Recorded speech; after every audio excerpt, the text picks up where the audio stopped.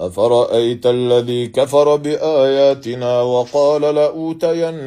مالا وولدا أطلع الغيب أم اتخذ عند الرحمن عهدا كلا سنكتب ما يقول ونمد له من العذاب مدا ونرثه ما يقول ويأتينا فردا واتخذوا من دون الله آلهة ليكونوا لهم عزا كلا سيكفرون بعبادتهم ويكونون عليهم ضدا ألم تر أنا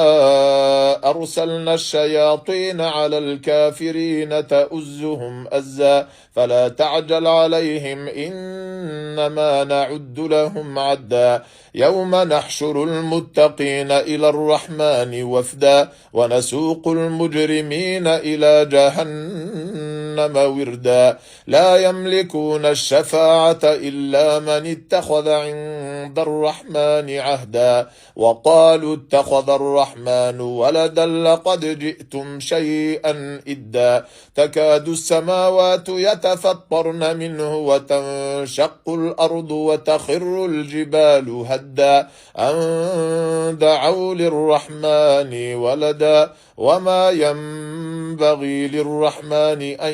يتخذ ولدا إن كل من في السماوات والأرض إلا آتي الرحمن عبدا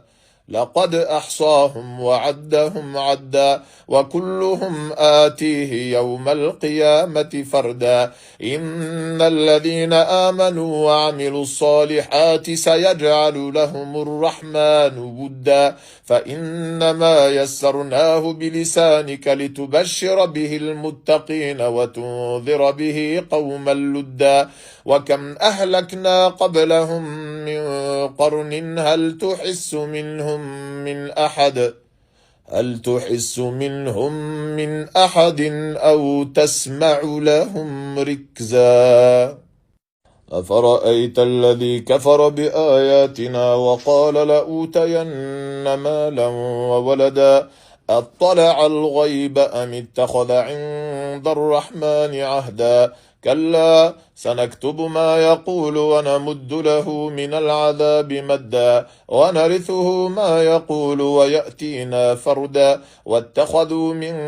دون الله آلهة ليكونوا لهم عزا كلا سيكفرون بعبادتهم ويكونون عليهم ضدا ألم تر أنا أرسلنا الشياطين على الكافرين تؤزهم